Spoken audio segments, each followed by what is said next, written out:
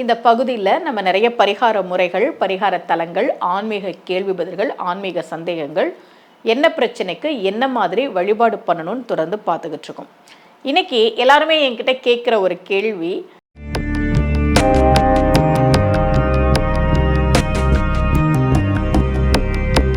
ரகசிய உண்மைகள் சேனலை பார்த்து கொண்டிருக்கும் உங்கள் அனைவருக்கும் சுமதி ஸ்ரீயின் அன்பு வணக்கம். நீங்கள் ஏன் ஆன்மீகத்துக்கு ரொம்ப முக்கியத்துவம் கொடுக்குறீங்க? ஏன்னா என்னுடைய மோட்டிவேஷ்னல் பேச்செல்லாம் நிறைய பேர் பார்த்துருக்குறாங்க. ஸ்கூல் காலேஜஸ்க்கெலாம் நான் பேச போகிறேன் இல்லையா, அப்போது அவங்க கேட்பாங்க, நீங்கள் ஏமா ஆன்மீகம் அதிகமாக பேசுகிறீங்க அப்படின்னு.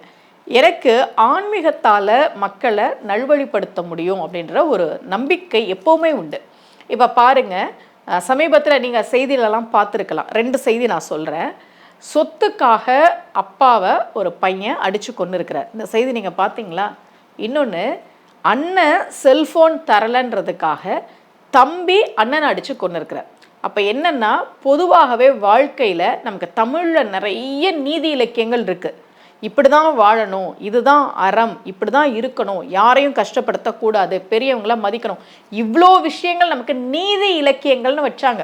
நம்ம தமிழில் இருக்குது. ஒரு அறம் சார்ந்த சமூகமாகத்தான் நம்ம ஒரு காலம் வரைக்கும் இருந்தோம். இன்றைக்கி நிறைய தீமைகள் அதிகமாகிடுச்சு தானே, நம்ம இல்லைன்னு மறுக்கவே முடியாது.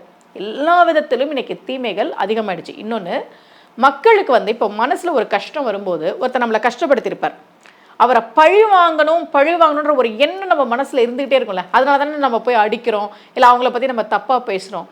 ஆனால் நீ கடவுள்கிட்ட சரணடைகிற போது யார் உன்னை கஷ்டப்படுத்தினாங்களோ அவங்களுக்கு தண்டனை கிடைக்கும். நீ சாமி கும்பிடுவோ, நீ நல்லா இருப்ப. இப்படி தானே நம்முடைய பக்தி இலக்கியங்கள்லாம் சொல்லி கொடுத்தது. அந்த மாதிரி என்னால் முடிஞ்ச வரைக்கும் மக்களை நல்வழிப்படுத்தணும், அதுக்கு ஆன்மீகம் சரியாக இருக்கும் அப்படின்னு நான் நினைக்கிறதுனால தான் நிறைய ஆன்மீக பதிவுகளாக நான் கொடுத்துட்ருக்கேன். நமக்கு எல்லாரும் என்ன சொல்லி கொடுத்தாங்க பக்தி முறையில்? உனக்கு ஒரு விஷயம் நடக்கணும்னா 48 நாள் போய் வேண்டிக்கோ, 108 நாள் போய் வேண்டிக்கோ, ஒரு மந்திரத்தை 108 முறை சொல்லி, இப்படிலாம் சொன்னாங்க. அது என்ன கணக்கு 108 முறை சொல்லணும்? ஏன் 109 முறை சொல்லக்கூடாதா, 107 முறை சொல்லக்கூடாதா? அதென்ன 108 முறை ஒரு மந்திரத்தை சொல்லணும்னா, நட்சத்திரங்கள் இருக்கு இல்லையா, 27 நட்சத்திரங்கள் இருக்குது. ஒரு நட்சத்திரம் 4 பாதம். இப்போ அஸ்வினி 1ஆம் பாதம், அஸ்வினி 2ஆம் பாதம், அஸ்வினி 3ஆம் பாதம், அஸ்வினி 4ஆம் பாதம்னு சொல்லுவோம் இல்லையா. 27 நட்சத்திரங்கள் இருக்குது. ஒவ்வொரு நட்சத்திரமும் 4 பாதம். 27 × 4 போட்டிங்கன்னா 108 வரும். ஒவ்வொரு நட்சத்திர பாதத்தையும் நம்ம சேர்த்தோன்னா 108 வரும். இதெல்லாம் சூட்சுமமாக சில கணக்குகளை நமக்கு வச்சாங்க. உனக்கு ஒரு வேண்டுதல் நடக்கணும்னா நீ 48 நாள் போ அப்படின்னா, 48 நாள் நம்ம கோவிலுக்கு போகும்போது அல்லது வீட்டிலையே அதற்குரிய வழிபாட்டை நம்ம செய்கிற போது மனசு பக்குவப்படும். முதல்ல பொறுமை வரும், நமக்கு கோபம் இருக்காது.